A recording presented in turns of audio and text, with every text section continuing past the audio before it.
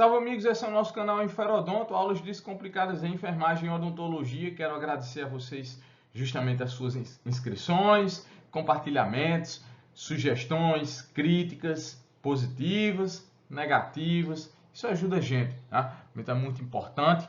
Hoje a gente vai falar um pouquinho sobre a diabetes. Antes disso, conhece a gente lá também no Instagram, né? @enferodonto, tá?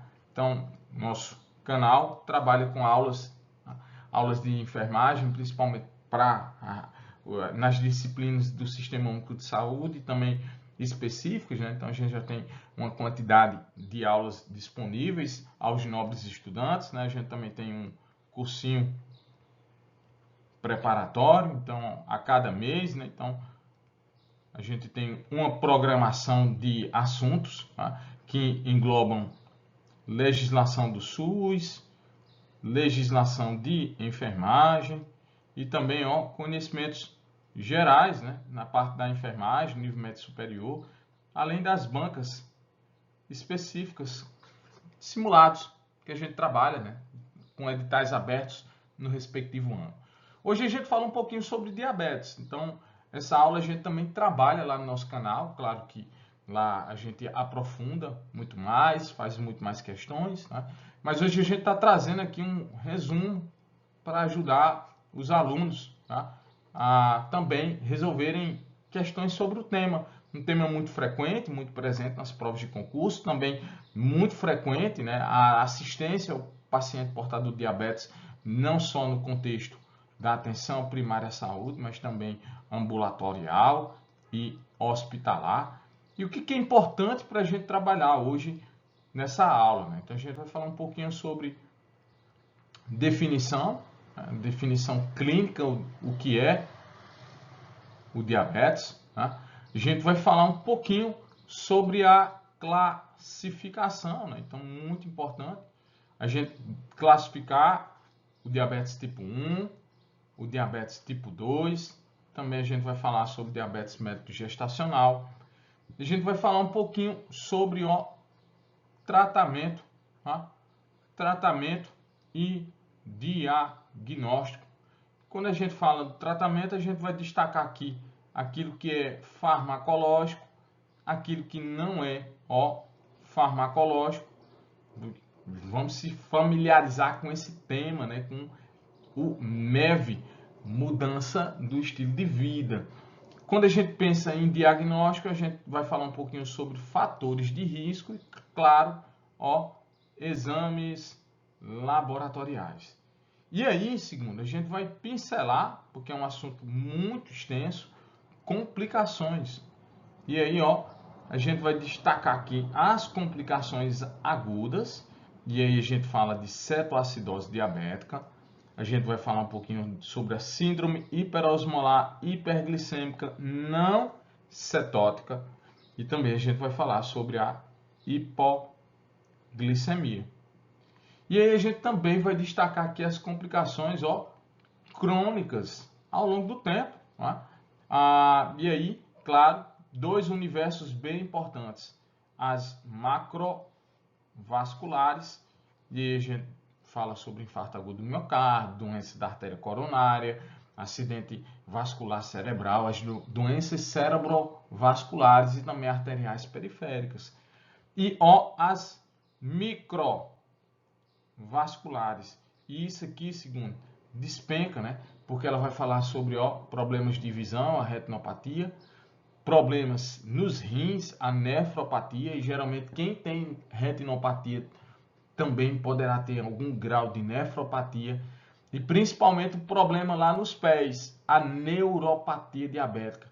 E aí, nesse caso, a gente destaca o pé isquêmico ou o pé neuropático, de fato. Né? Então, é uma aula bem resumitiva, porque, como vocês podem ver, aí tem muita informação, muito tema específico e, gente, cada elemento desse despenca em provas de concurso. Então, é um tema bem atual. O nosso material é construído na literatura do Caderno da Atenção Básica, número 36 do Ministério da Saúde, e algumas atualizações da Sociedade Brasileira de diabetes, né? De diabetes. Então, vem com a gente para conhecer um pouco mais sobre esse assunto. Esse é o nosso canal Enferodonto, aulas descomplicadas em enfermagem e odontologia.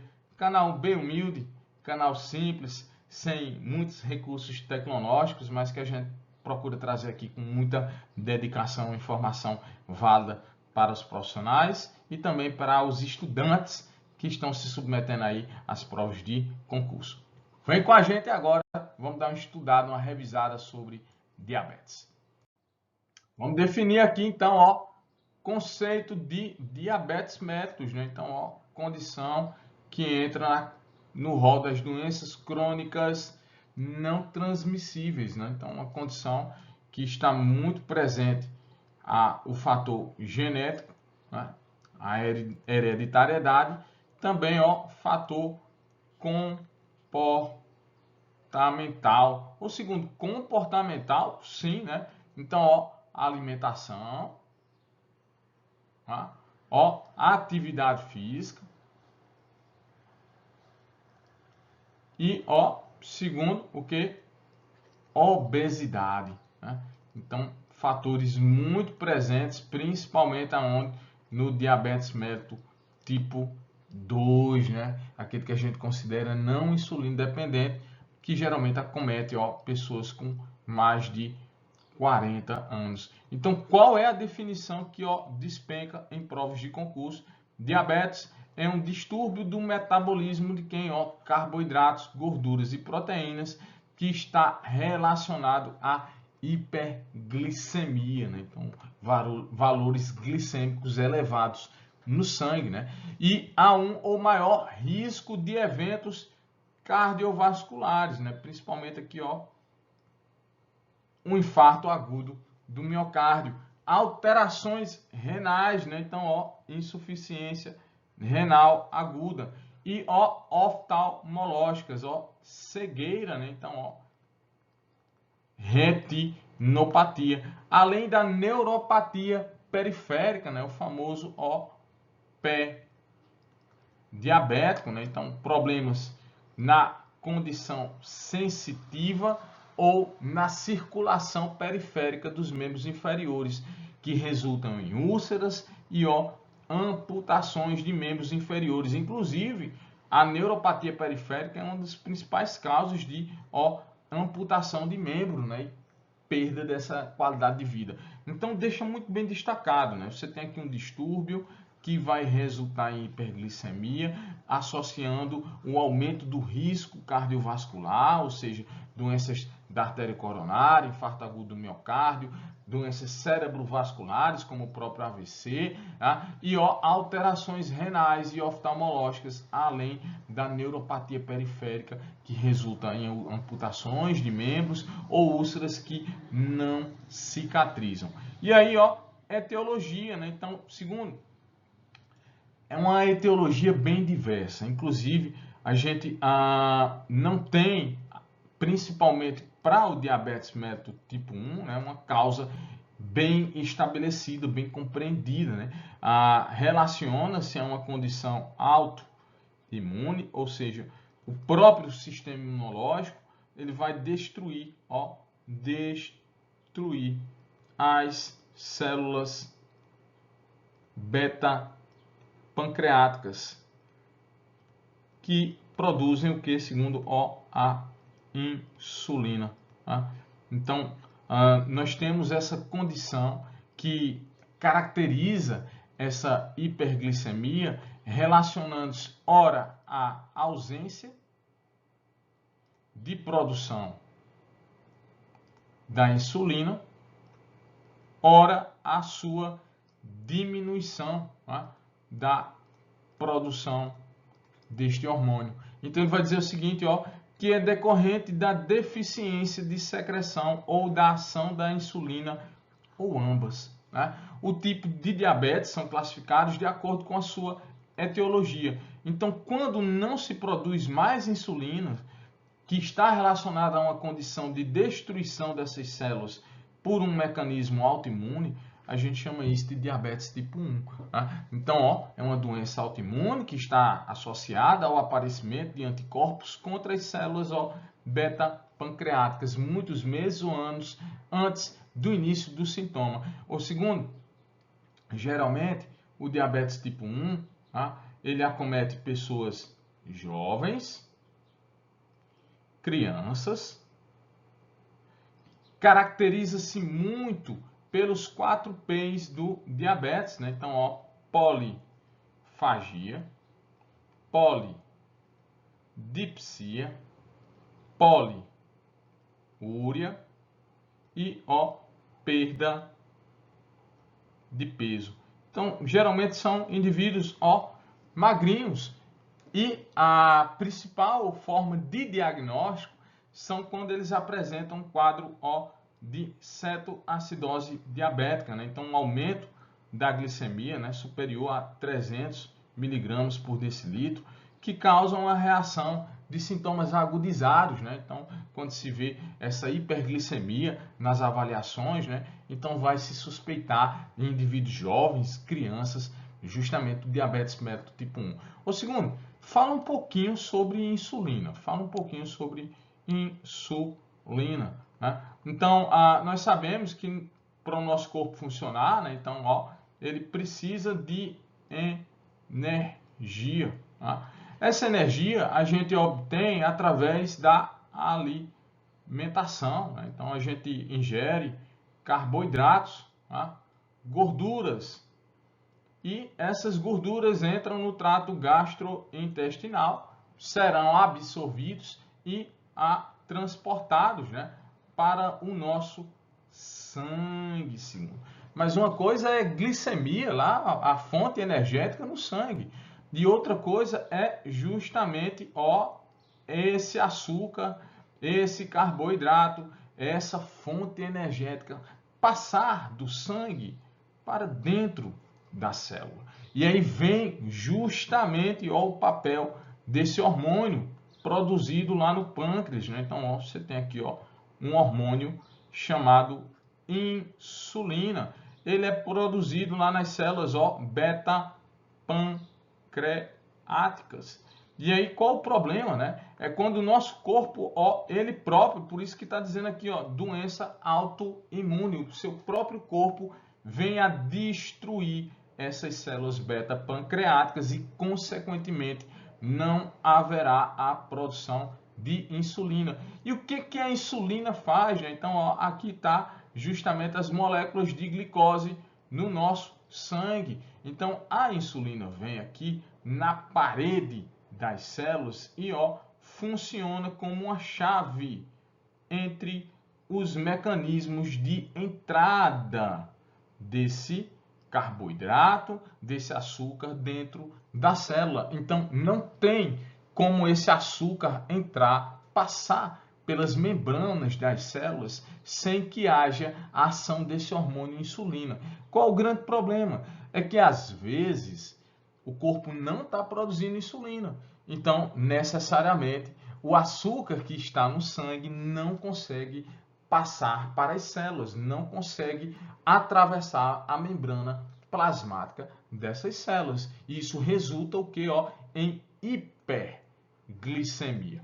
Às vezes, o corpo até produz insulina, mas produz de forma deficiente, insuficiente, e resulta também em quadros de hiperglicemia, porém em maior ou em menor quantidade.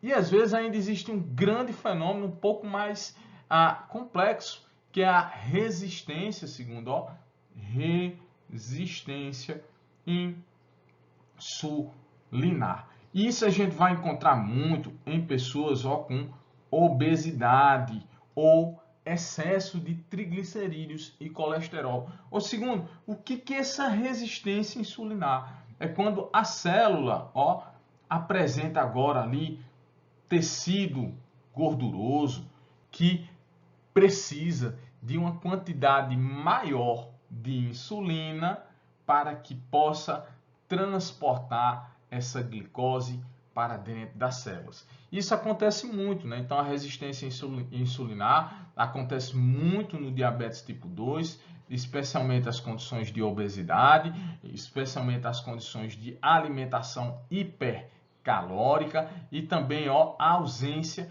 de atividade física que favorece a queima desse excesso de glicose, né, que impede esse reaproveitamento dessa glicose em excesso. Então, é muito importante esses 3 fatores para serem modificados, por isso que a gente chama isso de MEV, mudança no estilo de vida das pessoas. Então, quando a gente conceitua e entende o papel da insulina como um hormônio que age de forma a transportar a glicose que está no sangue para dentro das células, a gente vai entender que na condição do diabetes tipo 1, ele destrói as células beta-pancreáticas e não tem insulina. Então, a única forma de sobreviver, por isso que se chama pessoas insulinodependentes, né? Então é um sinônimo do diabetes tipo 1, é justamente essa pessoa ter o uso da insulina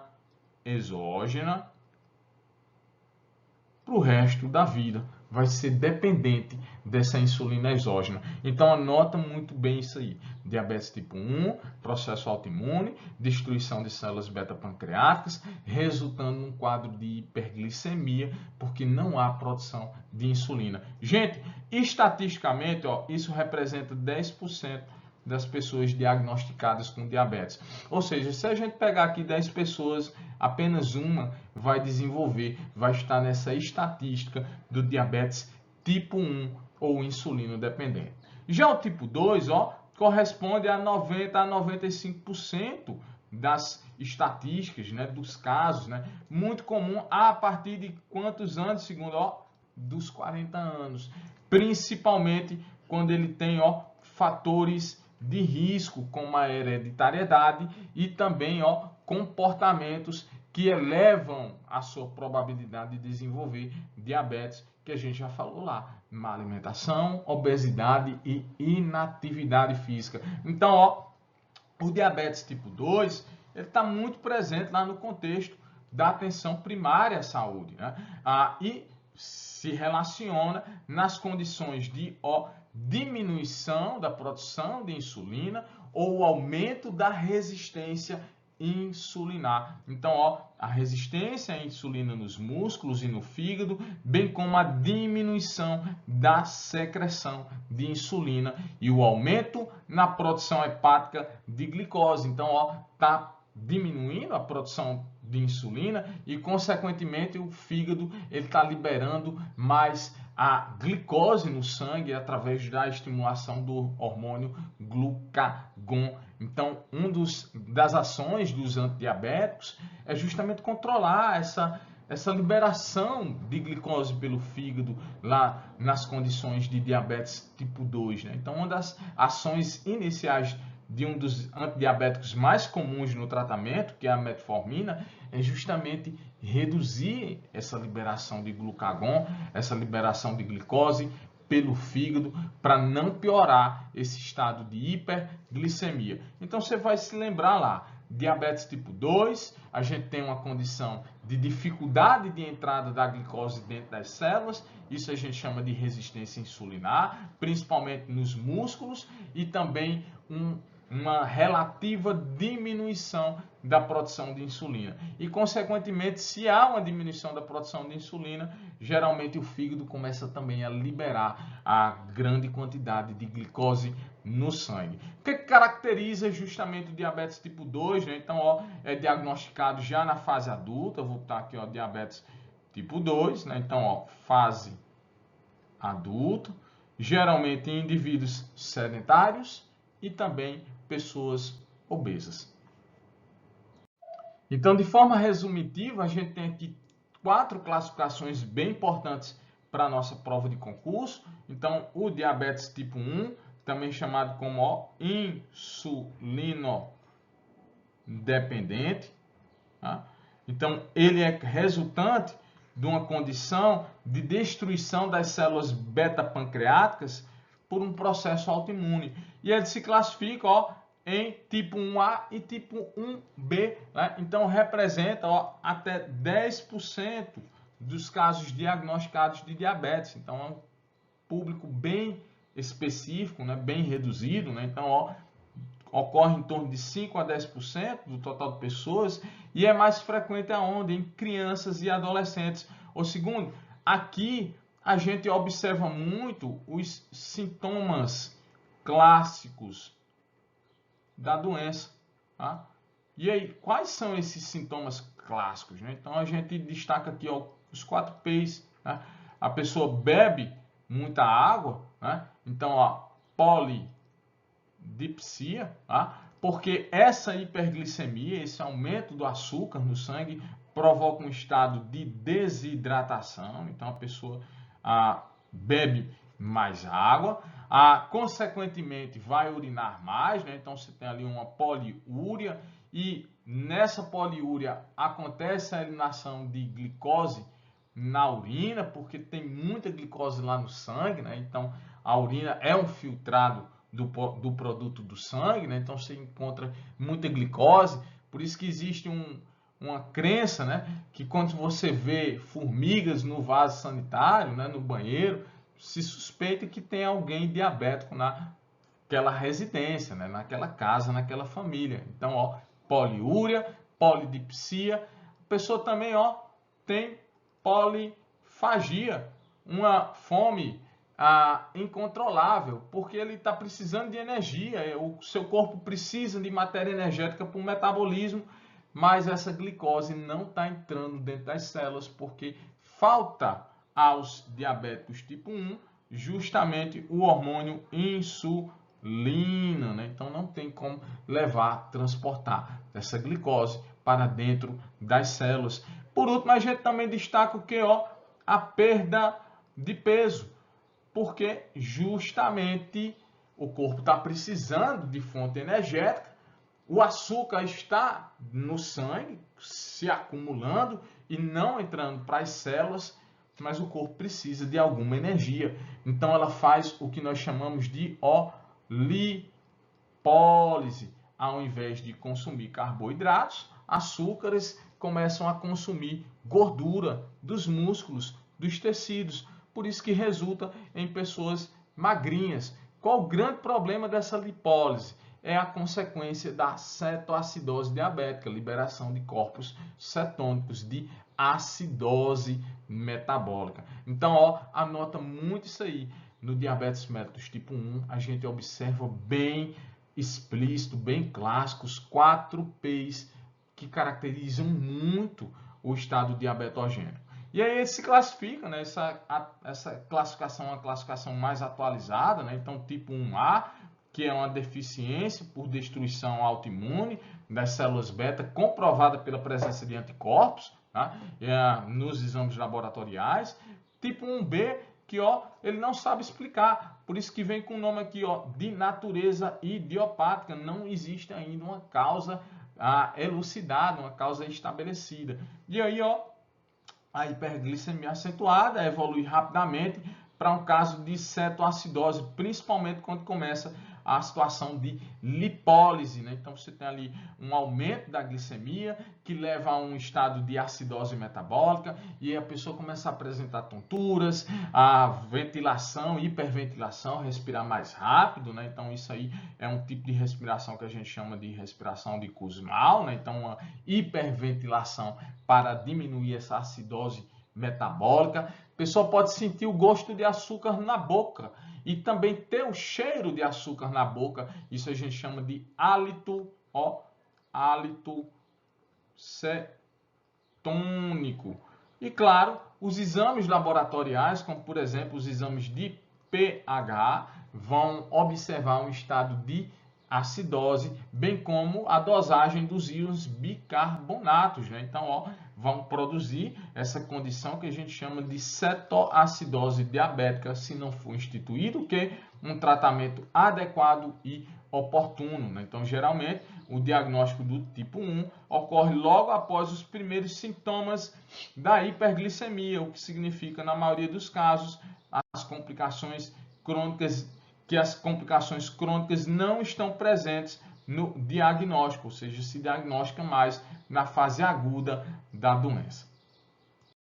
Nós temos o diabetes tipo 2, é mais comum em adultos, tá? Adultos sedentários e também obesos, né? Segundo, além do fator hereditário, né? Então, defeitos aonde na secreção de insulina ou o aumento da resistência insulinar representam cerca de 90% dos casos, né? 90% das pessoas que possuem a doença, né? Então tem um importante comportamento genético, né? Então componente genético, principalmente parentes de primeiro grau. Porém, sua manifestação depende da interação gene-ambiente ao longo da vida.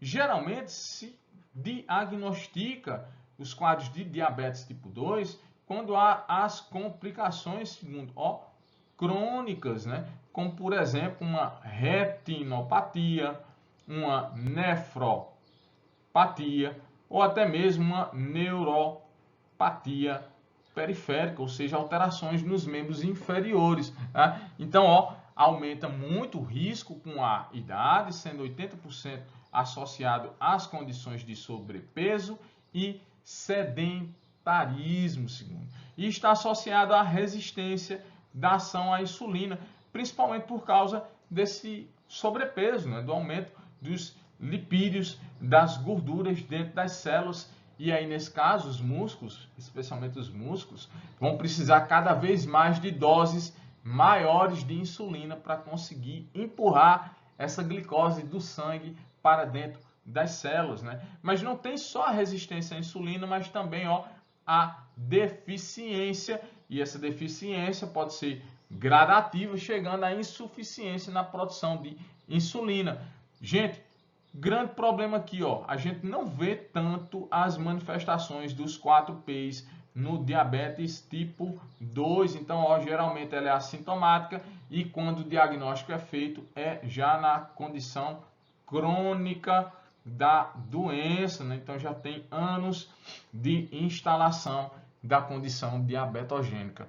Diabetes método-gestacional é uma ação que a gente observa por volta da 24ª à 28ª semana de gestação, quando os hormônios da placenta, que a gente chama de hormônios contra-insulinares, promovem uma elevação da quantidade de açúcar no sangue. Problema é que diabetes gestacional pode causar o quê?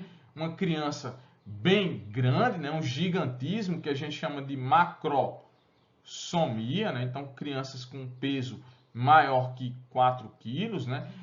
Também morte materna, morte gestacional, morte da criança, prematuridade, complicações no parto, né? Então, afeta de 3 a 25% de todas as gestações e a forma mais prevalente de hiperglicemia na gestação, principalmente quando a gente diagnostica por volta da 24ª à 28ª semana. Na maioria dos casos, o diabetes método-gestacional se resolve com o parto, né? Então, removeu a placenta, terminou o período gestacional, a mulher volta à condição pré-gravídica, à condição não diabética. Porém, existirão pessoas que já são diabéticas cronicamente, que se irá realizar esse diagnóstico durante o período gravídico, né? Então você tem essa condição também. Gente, uma importante informação, está aqui uma classificação recente, que é o diabetes latente autoimune no adulto, né? Aquela condição que a pessoa não produz insulina, que é resultante de um estado autoimune, mas ele não vai se manifestar na fase infanto-juvenil, e sim na fase adulta. Então, é uma variante do diabetes tipo 1 com um quadro mais arrastado, né? Então, ocorre em adultos sem excesso de peso e com evolução mais rápida para a necessidade de insulinização de insulina. Às vezes, o diagnóstico diferencial do diabetes tipo 1 e do diabetes tipo 2 não é tão evidente nesse caso, podendo ser útil utilizar o que? A pesquisa de anticorpos, que são anticorpos anti-beta-pancreáticos, além do peptídeo C. Então, a gente estabelece que o LADA, né, o diabetes autoimune latente, por quê? Porque ele cursa sem sintomas, né, arrastando-se para a fase adulta, mas ela é uma condição semelhante ao tipo 1, por um processo autoimune que resulta na ausência de produção de insulina, beleza? Então a gente já falou um pouquinho sobre a definição. Então é uma condição de alteração que resulta em hiperglicemia. Já falamos sobre o diabetes mellitus tipo 1, que acontece principalmente na fase infanto-juvenil, caracterizado por uma ausência na produção de insulina, resultante de um processo autoimune. A gente já falou sobre o diabetes tipo 2, né? Corresponde a cerca de 90% dos casos, geralmente acometem na fase adulta, estando relacionado muito à condição de estilo de vida, como obesidade, sedentarismo, além do fator hereditário. Né? Falamos um pouquinho sobre também diabetes mellitus gestacional, né? Acontece no período gravídico, por volta da 24ª a 28ª semana, onde aumenta-se os níveis de açúcar, principalmente relacionado ali aos hormônios contra-insulinários. Segundo, a gente diz que a princípio, né, então é muito presente o diagnóstico do diabetes mellitus tipo 1 nas complicações, né, agudas, como a famosa cetoacidose diabética, e é muito comum a gente ver a manifestação dos 4 P's, ao passo que no diabetes tipo 2 se diagnostica de forma mais tardiamente, né, principalmente nas condições de complicações crônicas, como na retinopatia, nefropatia e neuropatia diabética. Então a gente vai falar um pouquinho agora sobre a sintomatologia, né? Então os critérios de diagnóstico para o diabetes mellitus eles são elencados através de sintomas e a confirmação laboratorial. E aí a gente tem uma sintomatologia semelhante nessas condições mais prevalentes, que é o tipo 1 e o tipo 2, lembrando que o tipo 2 representa cerca de 90% das pessoas diagnosticadas. Então, na presença de sinais ou sintomas de hiperglicemia, é importante que a pessoa que esteja avaliando, o médico, solicite os exames laboratoriais, né? Então, deve-se pesquisar o diagnóstico de diabetes. Em boa parte dos casos de diabetes tipo 2, os indivíduos se mantêm assintomáticos e aí esse diagnóstico geralmente acontece de forma tardia, quando se tem alguma lesão em algum órgão-alvo, né? Então, quando a gente fala lesões de órgão-alvo, a gente pensa muito em coração, a gente pensa muito em cérebro, a gente pensa muito em rins, nas condições macrovasculares, né? E nas microvasculares a gente vai estabelecer ainda a questão de retina, né, retinopatia, cegueira e também dos membros inferiores, o pé diabético. Então, o diagnóstico é feito com base em exames laboratoriais no diabetes mellitus tipo 1, porém a sintomatologia chama muito mais atenção para a equipe de saúde. Então, na condição de diabéticos tipo 1, insulino dependentes, né, então é muito mais evidente justamente os 4 P's, né? Então, a poliúria, o aumento das micções e a excreção de glicose na urina resultante da polidipsia, né? Porque essa hiperglicemia leva a um estado de desidratação e a pessoa tem a necessidade de ingesta maior de líquidos, né? A polifagia, porque não está entrando justamente glicose nas células para o seu devido metabolismo, e aí a pessoa tem a sensação de necessidade de ingestão alimentar para fomentar justamente o metabolismo. Então, tem essa situação de fome insaciável e a perda de peso devido à lipólise, né? Então, os músculos, as células começam a utilizar como fonte energética justamente os lipídios, né? Que é a segunda opção de energia no nosso corpo, no metabolismo, né? Então, você tem ali a queima de gordura nesses tecidos. Além disso, a gente também vai observar o que são sintomas decorrentes do acometimento do sistema nervoso periférico, como parestesias de extremidades, formigamentos, ausência de sensibilidade, né?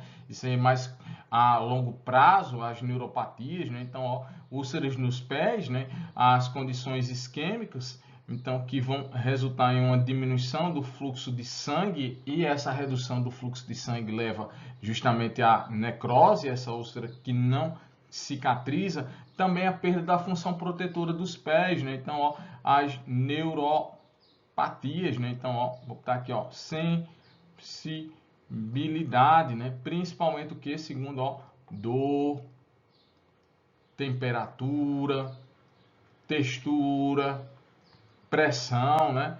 Mas a sensibilidade dolorosa é muito importante, né? Então a pessoa às vezes se traumatiza, se machuca e nem percebe, e fica aquele trauma evolui para uma úlcera que não cicatriza, grande problema, né? Às vezes, ó, resulta em amputação, né? Então é uma grande complicação. A visão turva, né? Então, ó, pode levar a um quadro de cegueira, né? Então a longo prazo, isso é muito mais comum no diabetes tipo 2, né? E também a sensação de cansaço. Em alguns casos é possível que no momento do diagnóstico de diabetes mellitus tipo 2 já se também identifique lesões de órgão-alvo, né? Então já estejam presentes as complicações, especialmente ali, ó, complicações também macrovasculares, né? E aí a gente pensa muito na questão cardiovascular, como por exemplo a doença da artéria coronária e o infarto agudo do miocárdio, ou o cerebrovascular, que é justamente o acidente vascular encefálico. Pensando em complicações microvasculares, a gente vai falar um pouquinho mais sobre isso: retinopatia, neuropatia e doença renal, né? Além das doenças macrovasculares. Quando a gente fala em rastreamento, a gente está falando de prevenção, ó, prevenção secundária, né? Segundo, então, ó, prevenção secundária. Então, a prevenção primária é justamente evitar que a doença aconteça, né? Então, vai trabalhar muito com a prevenção dos fatores de risco, especialmente para prevenir a obesidade, prevenir o sedentarismo, tá? Então campanhas de educação para atividade física, tá? E também outros hábitos, né? Como por exemplo o etilismo, o tabagismo. Já o rastreamento, ele visa identificar o que? Ó, pessoas que estão com a doença,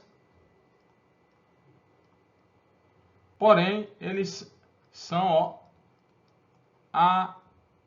assintomáticos, né? Então visa de fato ao diagnóstico precoce.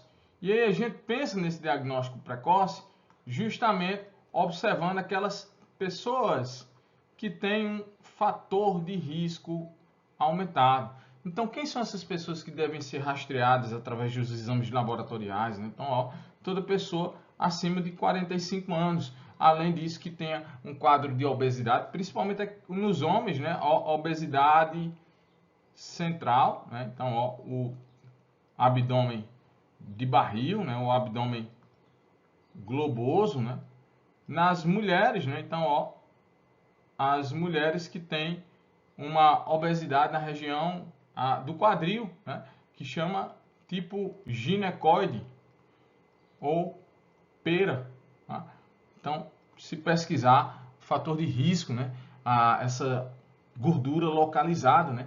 Para diabetes ou outras doenças cardiovasculares, né? Também, ó, condição hereditária, pai ou mães com diabetes, né? Então, hereditariedade, né? Alguns tipos étnicos, né? Então, ó, afrodescendentes, hispânicos, indígenas, todas as pessoas que têm doença cardiovascular, que sofreram alguma lesão de órgão-alvo cardiovascular, hipertensão arterial, né?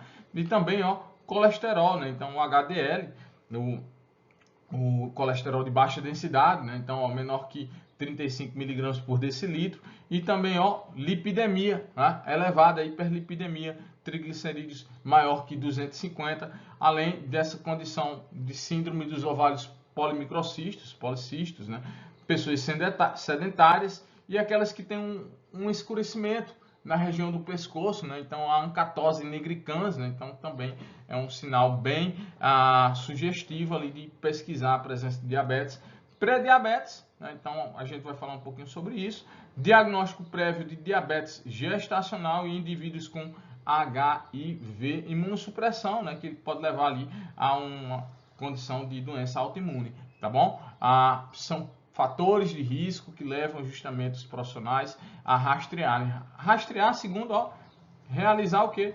Exames, né? Então a gente vai falar um pouquinho sobre glicemia de jejum, teste de tolerância à glicose e a hemoglobina glicada. Então, pós-rastreamento, né? Então é muito importante os exames laboratoriais, né? Então a gente trabalha basicamente com a glicemia de jejum, muito utilizado, né? A glicemia de teste de tolerância à glicose, 2 horas após a medição, né? A ingesta de uma megadose de glicose, né? Então 75 gramas de glicose.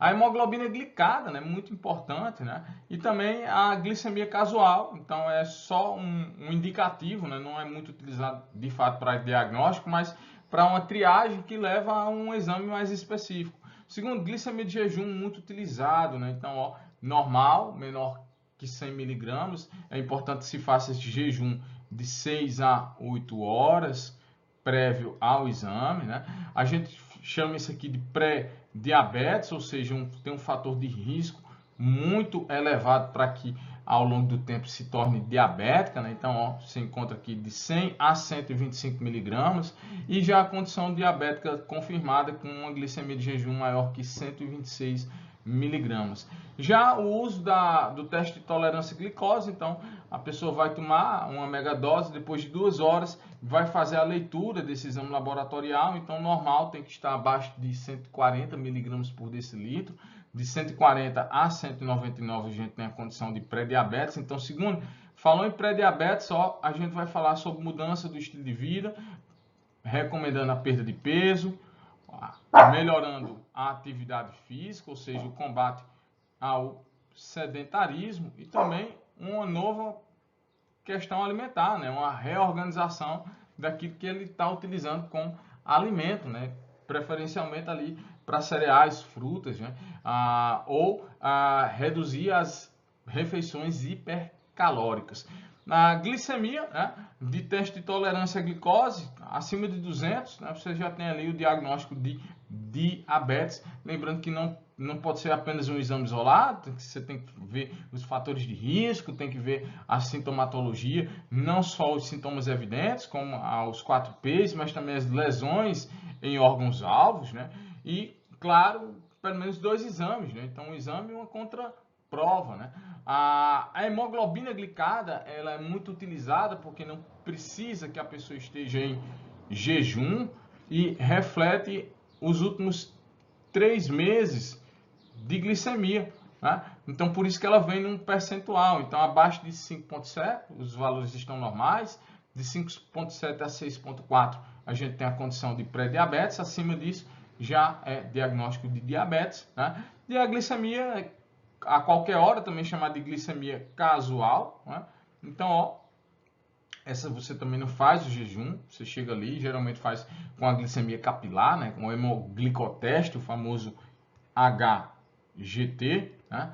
Então, acima de 200, a gente vai considerar já uma triagem positiva para que você investigue, né?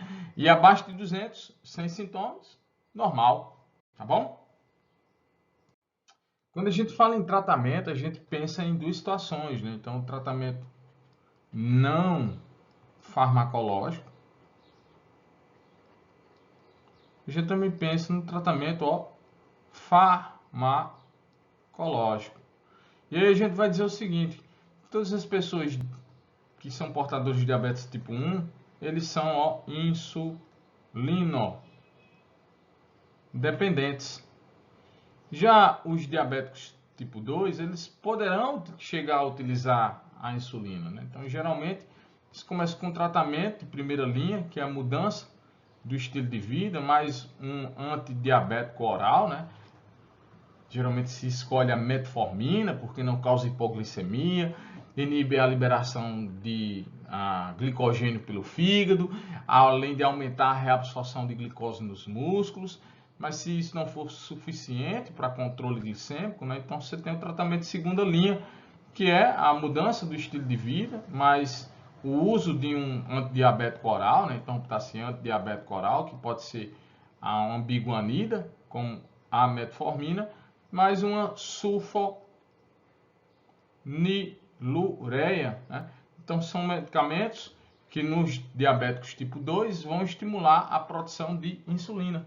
Por último, a gente tem a terceira linha de tratamento, que vai incluir, além dos diabéticos orais, além da mudança do estilo de vida, o uso das insulinas nas pessoas classificadas com diabetes tipo 2. Então, lembra lá que para a condição diabetogênica tipo 1 não há produção de insulina porque ocorreu a destruição das células produtoras lá no pâncreas.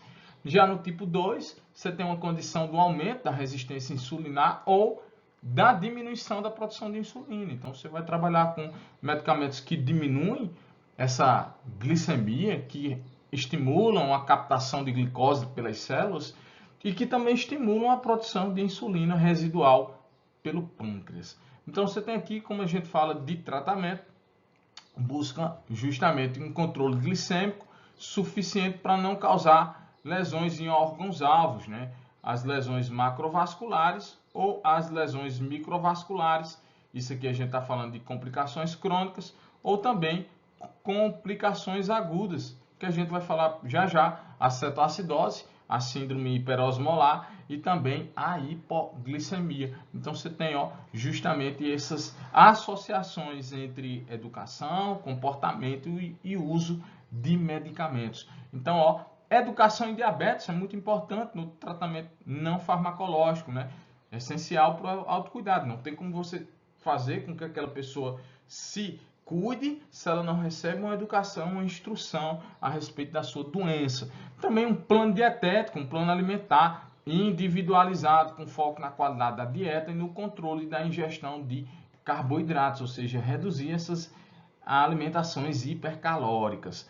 O exercício físico, né, então, é muito importante para captar e queimar essa glicose excedente nos músculos, né? Então, regulares e supervisionados, respeitando as condições de saúde do paciente. E dois pontos muito importantes, dois hábitos bem nocivos, a suspensão do tabagismo e também a redução do consumo de álcool.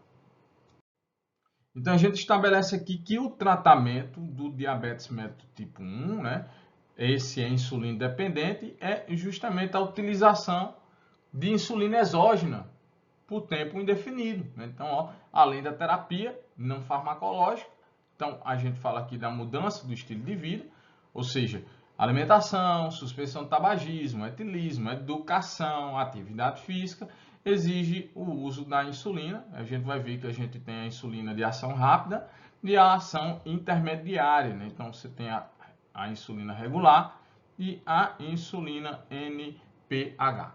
Já o tipo 2, né, então ele vai trabalhar com linhas de tratamento farmacológico, além da mudança do estilo de vida, muito indicado na condição pré-diabética também, né, segundo, pré-diabética, né? Então você tem aqui, que a grande maioria das pessoas que convivem com diabetes tipo 2 exigem o tratamento não farmacológico e também, a utilização de algum antidiabético oral e, eventualmente, uma ou duas doses de insulina basal, conforme a evolução da doença. Então, geralmente, em torno de 20 anos de evolução de doença, é necessário já a introdução de insulina. Quando a gente pensa nos antidiabéticos orais, a gente destaca dois grandes grupos, né? As biguanidas, e aí como o principal agente, a gente destaca a metformina, e as sulfonilureias ou sulfonamidas, né? E aí como principal exemplo, a gente tem a glicazida e a glibenclamida. As biguanidas, como a metformina, né? Elas atuam melhorando a captação de glicose, especialmente nos músculos, além de inibir que o fígado continue aquela liberação de glicose, né, pela ação do glucagon. Então, inibe a produção, a ação do hormônio glucagon. Já as sulfonilureias, como a glicazida e a glibenclamida, elas trabalham estimulam a produção de que, segundo? De insulina, visto que aqui na condição diabetes tipo 2, a gente tem uma diminuição dessa produção ou um aumento da resistência das insulinas nos tecidos, especialmente ali o tecido muscular. Dentre as insulinas que poderão ser utilizadas com o avanço do tempo de doença, especialmente no diabetes tipo 2, ou já de imediato no diabetes tipo 1, a gente destaca, né, as insulinas que são oferecidas pelo Ministério da Saúde. Né? Então, a insulina é regular, ela geralmente é transparente, né? E também a NPH. Pontos importantes, né, na assistência de enfermagem com relação à insulina, né, é a questão da administração correta pela via subcutânea, nos locais de administração correta, né, então na região escapular, nas regiões inferiores dos braços, também nas coxas, na região do abdômen a gente faz uma observação com relação ao umbigo, né? Então a região periumbilical não deve se administrar insulinas. Tecidos que têm úlceras, dermatites, fístulas, tatuagens, outras lesões devem ser evitados também a administração, mas muito mais importante também a gente tem que destacar o rodízio, né, dessa administração para evitar uma complicação que é a lipodistrofia, né? Então a lipodistrofia que vai interferir na absorção da insulina, né? Então você tem a hiperdistrofia, né? Então vai causar ali um excesso, um enrijecimento, né, do tecido subcutâneo, se você sempre estiver administrando essa insulina no mesmo sítio de inserção. Né? Quando a gente fala de insulinas, então tem uma série de cuidados. A insulina é uma medicação de alta vigilância com relação à sua conservação e tudo mais, né? Mas aí a gente destaca também a ação delas, né? Então você tem aqui a ação regular, que age em pouco tempo, né? Em torno de 30 a 60 minutos, e também a intermediária, que age já 2 a 4 horas depois da sua administração. Complicações agudas do diabetes, né? Então, quando a gente fala das complicações agudas, a gente vai estabelecer 3 complicações bem importantes: a cetoacidose diabética, a síndrome hiperosmolar hiperglicêmica não cetótica e também a hipoglicemia. Então, a cetoacidose diabética é muito comum, né, no diabetes mellitus tipo 1. A hiperosmolar é mais comum no diabetes mellitus tipo 2. E já a hipoglicemia é quando os níveis de glicemia estão abaixo, abaixo de 70 miligramas por decilitro, podendo ou não apresentar ali sintomas neuroglicopênicos. Vamos conhecer um pouquinho sobre a cetoacidose diabética, né? Então, emergência endocrinológica, né, decorrente da deficiência absoluta ou relativa de quem dá insulina, né, potencialmente letal, com mortalidade em torno de 5% ocorrendo em pacientes com diabetes mellitus tipo 1, sendo diversas vezes a principal manifestação da doença. Então, geralmente, as pessoas diabéticas tipo 1 vão fazer o diagnóstico quando justamente desenvolvem o quadro de cetoacidose diabética. Né? Então é muito comum essa situação de hiperglicemia, né? Então, maior de 300 miligramas por decilitro, porque ela produz sintomas, né? Segundo, especialmente lá também, os 4 P's do diabetes. Então, a gente estabelece aqui os principais sintomas, né? Então, a polidipsia, a poliúria, um aumento da ingesta de água, porque a hiperglicemia leva a um estado de desidratação corporal, né? Enurese, perda de urina, né? hálito cetônico, não só o cheiro, mas também o gosto, tá? Doce na boca, né? Então gosto cetônico. Fadiga, visão turva, náuseas, dor abdominal, além de vômitos, desidratação e estado de hiperventilação, né, que a gente chama essa respiração de Kussmaul, além de alterações no estado mental.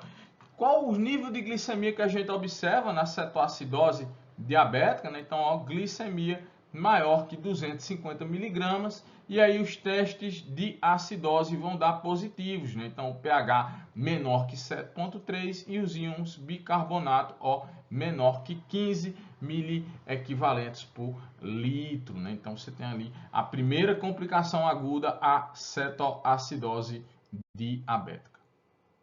A segunda complicação aguda do diabetes a gente chama de síndrome hiperosmolar hiperglicêmica não cetótica, né? Segundo, acontece muito no diabetes mellitus tipo 2 e ela é não cetótica justamente porque a presença de produção de insulina, mesmo que seja pouquinho, né? Então, residual, né? Então ela impede que haja o que a gente chama de lipólise, a quebra, né, de a gordura dentro das células, que acontece lá na condição diabética tipo 1. Né? Então, a lipólise é que vai liberar os famosos corpos cetônicos que vão causar a acidez, né? Especialmente quem, segundo, do sangue, né? Então, aqui a gente, devido a essa produção de insulina de forma residual, já tem uma condição que evita essa lipólise, essa produção de corpos cetônicos. Então a gente define, né, a síndrome hiperosmolar hiperglicêmica não cetótica, né, como um estado de hiperglicemia grave, assim como a cetoacidose, né, até mesmo bem superior à glicemia, né, então está em torno aí de 600 a 800 miligramas por decilitro, acompanhado de desidratação. Então você vai observar os estágios, as condições de polidipsia, poliúria, polifagia, mas não acontece a acidose e a ausência de cetose, né? Então, sem alteração, aliás, e com alteração do estado mental. Ocorre apenas no diabetes tipo 2, em que um mínimo de ação insulínica preservada pode prevenir a cetogênese. Dentre os fatores precipitantes são doenças agudas, como o AVC, o infarto agudo no miocárdio, infecções. Isso também pode ser um fator precipitante da cetoacidose diabética lá no tipo 1, né? E particularmente a pneumonia, além de uso de glicocorticoides ou diuréticos, cirurgia ou elevadas doses de glicose, né? Então, através de uma alimentação hiperglicêmica, hipercalórica ou parenteral, ou ainda a diálise peritoneal.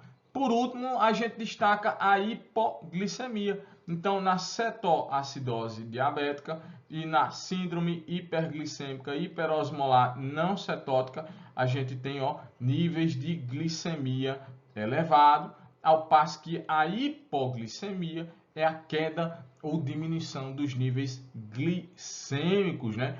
Com ou sem sintomas. Então, baixou de valores abaixo de 70 miligramas por decilitro, você já tem ali a hipoglicemia. Geralmente, a queda da glicemia leva a sintomas neuroglicopênicos, como fome, tontura, fraqueza, dor de cabeça, convulsão, coma e a confusão, né? Coma e convulsão. Segundo, se a pessoa não perdeu a consciência, geralmente a hipoglicemia pode ser resolvida com a oferta de carboidrato, um suco, 3 balinhas, um chocolate, a oferta de 30 gramas de carboidrato. Mas se a pessoa perdeu a consciência, então ali já se torna uma emergência médica e tem que fazer a reposição desse açúcar por via parenteral, além de observação para ver se não houve outro comprometimento mais sério do estado de saúde. Então, níveis de glicemia geralmente abaixo de 70 são manifestações clínicas mais brandas, mas quando os níveis de glicemia baixam a níveis menores, do que 40 miligramas por decilitro, é muito comum a perda da consciência. E aí, se ocorreu a perda da consciência, não se pode, em hipótese nenhuma, oferecer nenhuma fonte de carboidrato à vítima pela via oral. Tem que passar por uma condição de reversão por administração de glicose pela via parenteral. Complicações macrovasculares. Então, a gente falou sobre complicações agudas, agora vamos falar sobre complicações a longo prazo, né? Então, macrovasculares está falando de vasos grandes, né? Então, a gente destaca essas 3 complicações muito cobradas em provas de concurso, tá? Doença da artéria coronária, também doenças cerebrovasculares e a doença arterial periférica.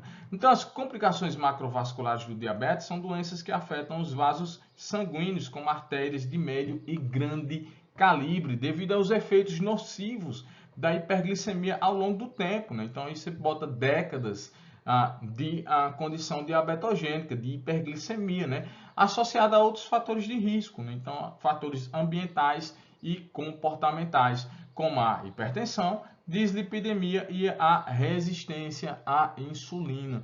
Então, a gente destaca aqui a doença da artéria coronária, principalmente o infarto agudo do miocárdio e a insuficiência cardíaca, as condições cerebrovasculares, como o acidente vascular cerebral, tá? E as doenças da arteriais periféricas, e aí, segundo, muito presente, né, a claudicação, a dor quando ela caminha, e que piora quando se eleva os membros inferiores dessa pessoa com diabetes tipo 2, né? Então, manifestações em membros inferiores, né? Então, a claudicação, que é a dor ao caminhar, com a piora, com a elevação dos membros, isso é resultante da isquemia de artérias, né? Que irrigam os membros inferiores. Isso também pode causar úlceras que não cicatrizam e resultam em amputações.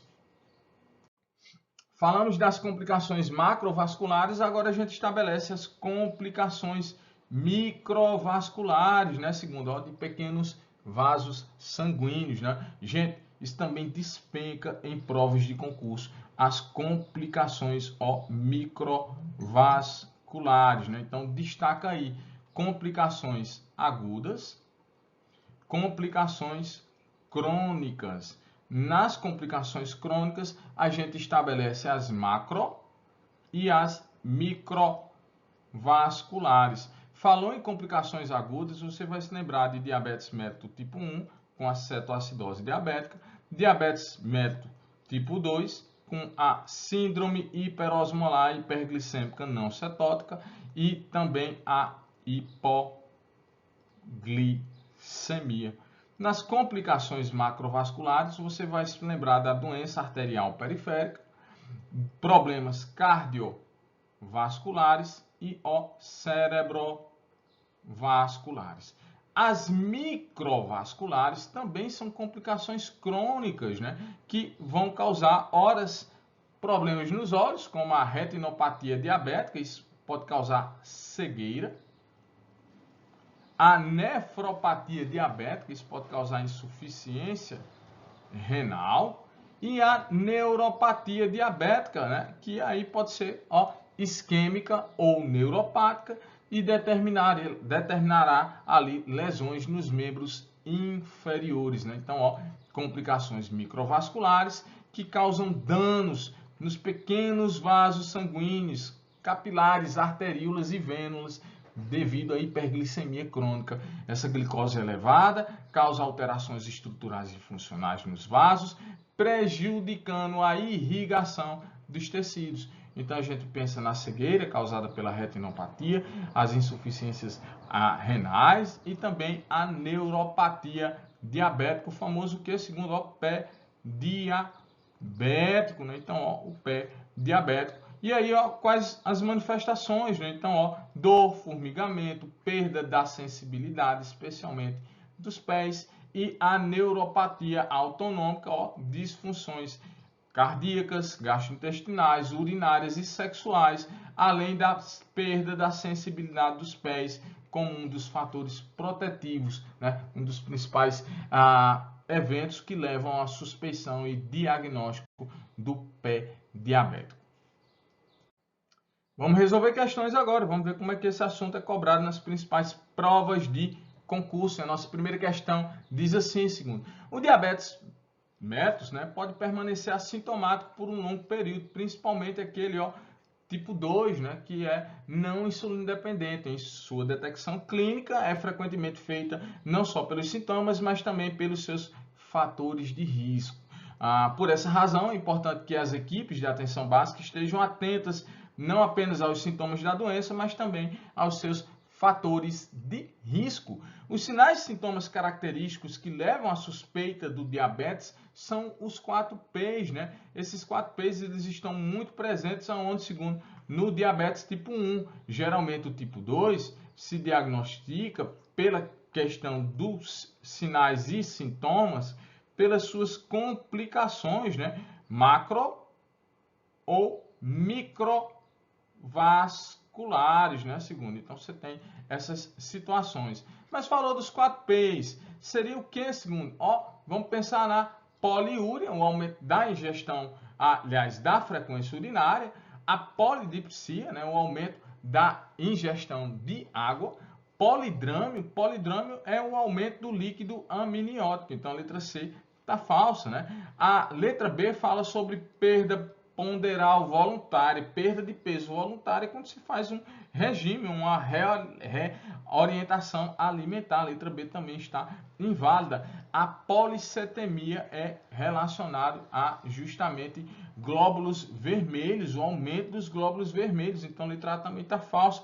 Só faltou a letra D, né? Poliúria, polidipsia, polifagia e perda de peso inexplicada. Isso é resultante de quem lá da lipólise, né? Principalmente ali na condição tipo 1. Então, gabarito a nossa primeira questão, letra D. Nossa segunda questão diz assim: o diabetes mellitus classificado como tipo 2 abrange cerca de 90% dos casos de diabetes na população brasileira. Assinale a seguir a alternativa que melhor caracteriza esse tipo de diabetes. Vamos lá. Resistência à ação da insulina. O que caracteriza, né? Tipo 1, insulino dependente, né? Por uma condição, autoimune, destruição das células beta-pancreáticas, não produz insulina. Tipo 2, né? Então, você tem aqui um aumento da resistência insulinar, principalmente relacionado à condição de obesidade. Então, os tecidos, os músculos precisam cada vez mais de doses maiores de insulina para empurrar a glicose para dentro da célula. Às vezes também acontece a diminuição da produção de insulina, mas mesmo assim ele ainda produz de uma forma razoável, de forma residual, né? Então, tende, por enquanto, a resposta é a letra A, né? Resistência à ação da insulina. A letra B diz assim, geralmente tem aparecimento na população mais jovem. Isso é mais característico do diabetes tipo 1. A letra B está falsa. A letra C diz assim, defeitos genéticos na função das células beta-pancreáticas. Condições autoimunes, né? Isso também está relacionado ao diabetes tipo 1, né? E destruição das células alfa do pâncreas por processos autoimunes com consequente deficiência de insulina. Gente, isso também é diabetes tipo 1. Então, de fato, gabaritinho da nossa segunda questão é a letra A. Terceira questão diz assim, o diabetes é uma doença complexa que inclui diferentes tipos com características específicas quanto à causa, manifestação e tratamento. Qual das alternativas a seguir apresenta corretamente a classificação do diabetes segundo as diretrizes mais recentes da Sociedade Brasileira de Diabetes? Vamos ver aqui o que está certo e o que está errado. O diabetes tipo 1 é caracterizado pela resistência à insulina. Não, né, segundo. Diabetes tipo 1 não tem produção de insulina. Isso aí acontece no tipo 2. A letra B diz assim, o diabetes tipo 2 é mais comum em jovens, pelo contrário, é o tipo 1, né? Acontece mais em crianças e jovens e está associado a mecanismos autoimunes. A letra B também está falsa. A letra C diz assim, o diabetes tipo LADA, né? Então o autoimune latente no adulto, ele fica assintomático, mas é autoimune, com ausência de produção de insulina, mas se manifesta na fase adulta. É uma forma de diabetes autoimune de progressão lenta que pode inicialmente não necessitar de insulina. Gabaritinho corretinho, né? A letra C diz assim, o diabetes gestacional é uma forma crônica do diabetes que geralmente persiste após o parto. Segundo, geralmente se resolve com o período gravídico, né? Então a letra D está falsa. A letra E diz assim, o pré-diabetes é classificado como um tipo específico de diabetes, pois apresenta hiperglicemia moderada que necessita de tratamento medicamentoso imediato. Segundo, pré-diabetes é uma condição que aumenta o fator de risco para o diabetes e a gente trabalha ele com a mudança do estilo de vida. Então, gabaritinho. Terceira questão, letra C. Quarta questão diz assim, o diabetes mellitus precisa ser controlado a fim de evitar as complicações, né? Então, você tem complicações agudas, você tem complicações, crônicas.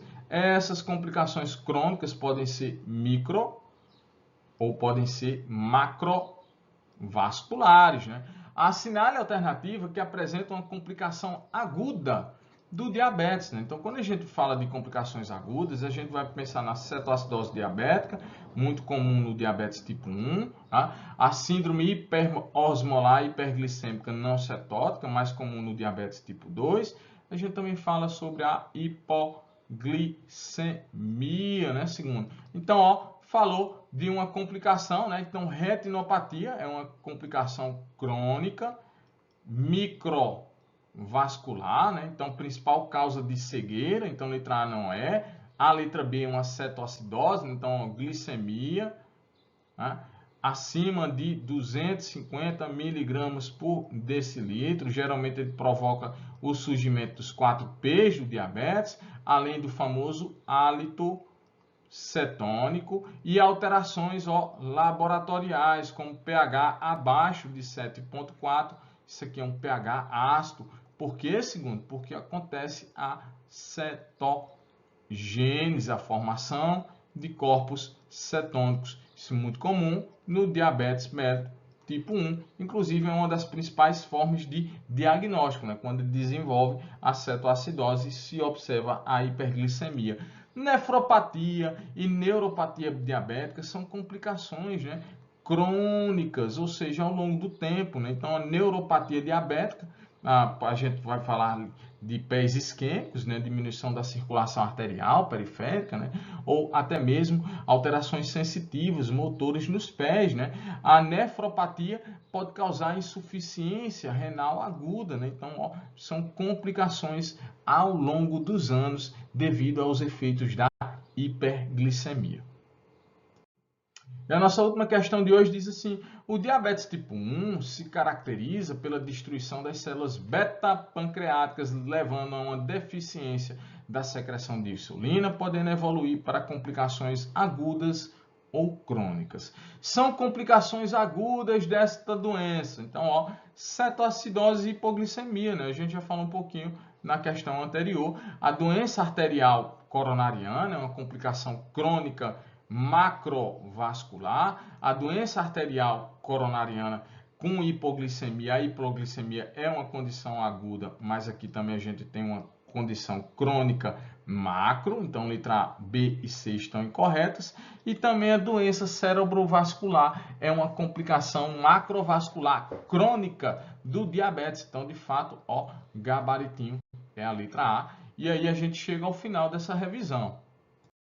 Então a gente falou um pouquinho sobre diagnóstico, classificação, fatores de risco, rastreamento, falamos sobre tratamento farmacológico, não farmacológico, falamos um pouco sobre insulinas, antidiabéticos, orais, né? Falamos sobre complicações agudas, crônicas, macro e microvasculares. E tudo isso é o assunto de diabetes, né? Então se você gostou, não deixe de se inscrever no nosso canal Enferodonto. Esse aqui é o nosso contato. Se você quiser tirar alguma dúvida, alguma sugestão, quiser entrar no nosso grupo do cursinho, né? Lá a gente tem um grupo de WhatsApp, né? Onde a gente divulga materiais do nosso cursinho. Quiser saber um pouquinho do nosso cursinho também, como ele funciona, né? As aulas, mensais, né? Os temas, né? De cada mês tem uma programação diferente de aulas, materiais privados já gravados. A gente também tem muita aula privada gravada. De repente você quer um conteúdo de legislação do SUS, quer um conteúdo específico de enfermagem, quer um conteúdo de legislação de enfermagem. Então lá, algum simulado de alguma banca específica, entre em contato comigo, a gente já tem muito material de trabalho para fornecer aos nobres estudantes. E eu me despeço de vocês e desejo bons estudos.